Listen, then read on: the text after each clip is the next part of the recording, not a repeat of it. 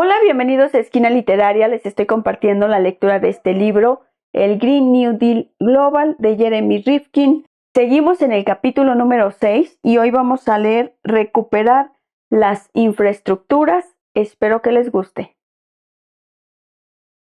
La entrada de los fondos de pensiones en la inversión en infraestructuras lleva a la palestra a un nuevo tipo de propietarios, en muchos aspectos diferentes a las empresas privadas en el modo de relacionarse con esas infraestructuras. Los administradores de los fondos de pensiones tienden a considerarse custodios o encargados, lo que les permite asumir un enfoque socialmente más responsable en su modo de invertir. En concreto, los fideicomisarios de fondos públicos de pensiones, pero ahora también los fondos privados de pensiones, se cuentan entre los primeros en adoptar los criterios éticos, sociales y de gobierno de la inversión socialmente responsable, incitados en gran medida por sus afiliados y los líderes sindicales. Estos fondos de pensiones traen consigo una mentalidad diferente, potencialmente más propensa a invertir capital social en proyectos de infraestructuras. En los últimos años, los fondos de pensiones han empezado a reorientar sus carteras y a alejarlas de las tradicionales inversiones en acciones, que se consideran sobrevaloradas, arriesgadas y a corto plazo sometidas a los giros de los agitados mercados alcistas y las recesiones cada vez más profundas. Los fideicomisarios de los fondos de pensiones ahora están más interesados en inversiones a largo plazo, menos volátiles y más seguras, en bonos verdes con un rendimiento predecible, y la infraestructura se ajusta al proyecto. Un estudio reciente realizado por PwC y la Global Infrastructure Investor Association, titulado Global Infrastructure Investment, Inversión en Infraestructura Global, apunta en este sentido y afirma que en la última década se ha producido una transformación en las infraestructuras económicas del mundo, impulsada por la influencia de un capital que busca un rendimiento estable a largo plazo, y buena parte de este procede de los fondos de pensiones. Para los fondos de pensiones de los empleados públicos, la inversión en infraestructuras públicas es una realidad consumada. El empleo de sus propios miembros se da en el sector público, y por lo tanto tiene una íntima apreciación de la importancia de los servicios públicos, pero tanto los fondos públicos como los privados son más propensos a inversiones en infraestructuras, especialmente si tienen lugar en las mismas regiones en las que viven y trabajan los suscriptores de dichos fondos. Si la inversión garantiza un beneficio añadido en infraestructuras mejoradas para ellos y sus familias. Esto ya está pasando. El gigantesco fondo de pensiones de Quebec, Caisse de dépôt et placement du Québec, reunió los suficientes recursos financieros para desarrollar y dirigir el tranvía de Montreal. Los fondos neerlandeses de pensiones se han asociado a empresas locales de ingeniería y han invertido en la construcción de nuevas carreteras en sus regiones. A largo plazo, la inversión de los fondos de pensiones en infraestructuras públicas será mejor que la privatización y la gestión de estas por parte de corporaciones globales que únicamente las consideran un negocio. Ahora quiero añadir una nota personal para explicar por qué he tratado con tanto detalle la cuestión de las empresas globales que privatizan las infraestructuras versus la inversión directa de los fondos de pensiones en el desarrollo de infraestructuras públicas. Recordemos la iniciativa de Google en Toronto, donde la empresa espera privatizar, construir y gestionar la infraestructura inteligente que le permitirá vigilar las idas y venidas de la población en el área metropolitana. Aunque inquietante, este es el próximo gran mercado de las grandes empresas de Internet y de las compañías del sector de las TIC. Lo dijo el propio Larry Page, aparentemente tan enamorado de las eficiencias y los beneficios inherentes a las tecnologías digitales, que ni siquiera consideró que al público pudiera repelerle la idea. Mi experiencia trabajando con ciertas regiones de la Unión Europea en el despliegue de sus hojas de ruta en infraestructuras verdes a largo plazo me dice que la privatización de estas a manos de grandes empresas globales, especialmente de Internet, las TIC y las telecomunicaciones, es un imposible universal. Por un lado, la financiación pública de las infraestructuras tiene sus propios problemas. Uno de los principales es la necesidad del gobierno de minimizar la proporción de endeudamiento respecto al PIB.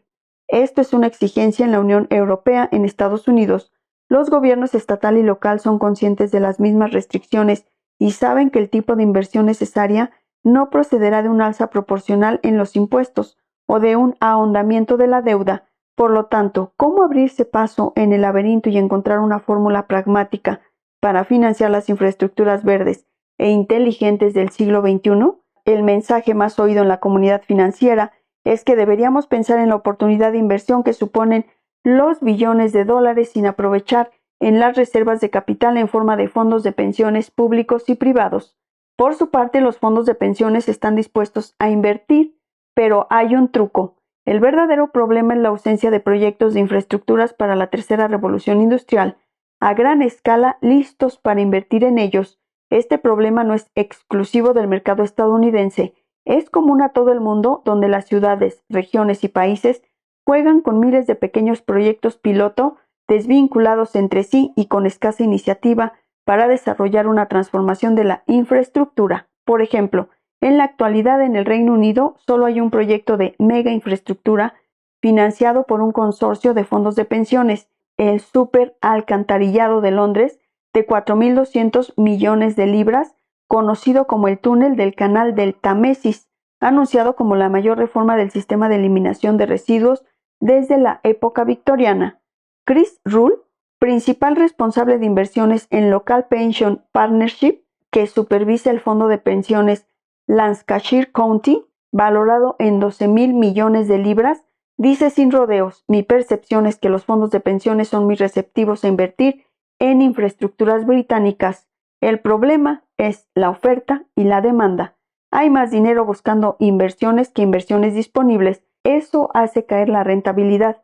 Adrián Jones, director del equipo de infraestructura de la deuda de Allianz Global Investor, el otro gran jugador que busca oportunidades de inversión en los grandes proyectos de infraestructuras, repite lo dicho por los fondos de pensiones y las aseguradoras. No creemos que haga falta una reforma radical para conseguir más dinero para infraestructuras. Lo que necesitamos son más proyectos de inversión. La queja universal de los administradores de fondos de pensiones es: basta de proyectos piloto, dadnos proyectos de infraestructura de la revolución industrial a gran escala para invertir durante cierto periodo de tiempo, con un rendimiento estable, y participaremos en ellos.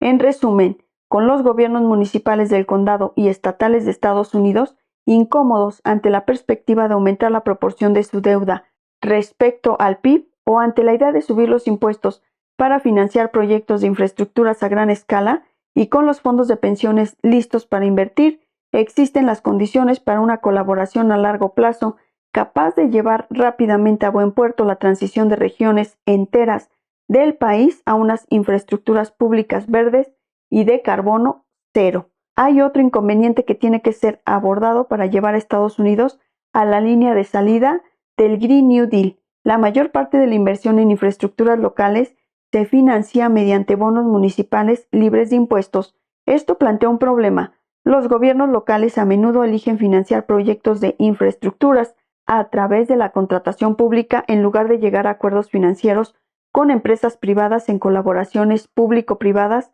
porque los bonos municipales libres de impuestos son más baratos y aceptables y más fáciles de vender a un público comprensiblemente temeroso respecto a la privatización de la infraestructura.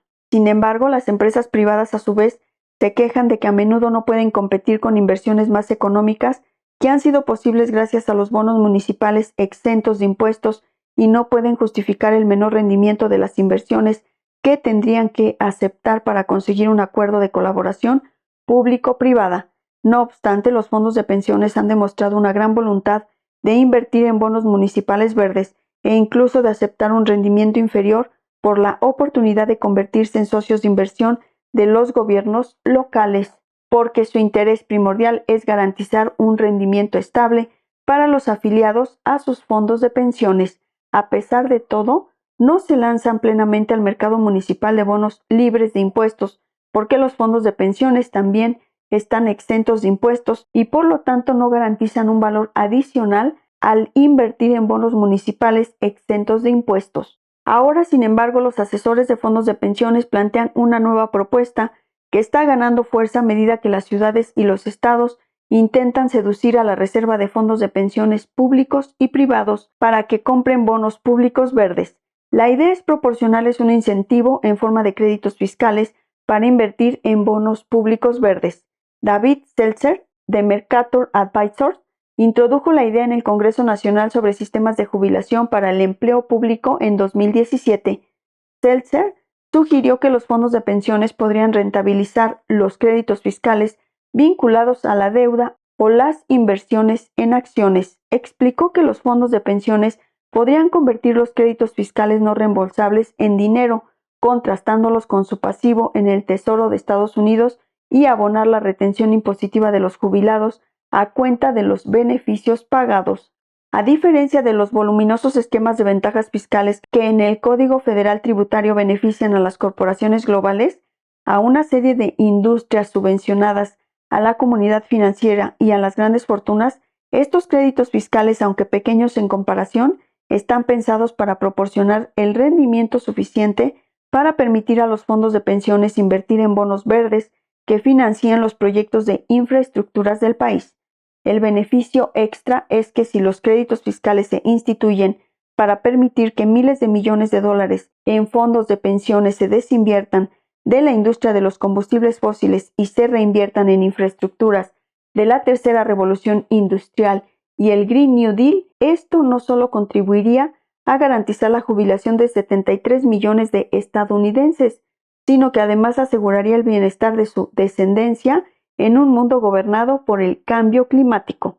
Aunque los créditos fiscales sin duda incitarán a los fondos de pensiones dubitativos a invertir en los bonos municipales verdes, sigue en pie la cuestión de las ciudades y los estados asediados por una creciente deuda pública. A fin de atenuar esta deuda, las ciudades y los estados tendrán que mantener alguna forma de colaboración público-privada. Una vez más, abundan las historias de terror en la que los gobiernos colaboran con las empresas privadas para privatizar infraestructuras, rendimiento y gestión por debajo de la media, sobrecostes, apropiación de activos para garantizar los beneficios y bancarrota. El principal objetivo de las corporaciones que están privatizando infraestructuras públicas es, ante todo, preservar su cuenta de resultados, lo que significa recortes en nombre de la reducción de costes, pero en última instancia a expensas de la operación eficiente de la infraestructura que se les ha encargado construir y gestionar. Espero que les esté gustando la lectura de este libro, El Green New Deal Global de Jeremy Rifkin. Los espero en el próximo video para continuar con esta lectura. Muchas gracias por escucharme.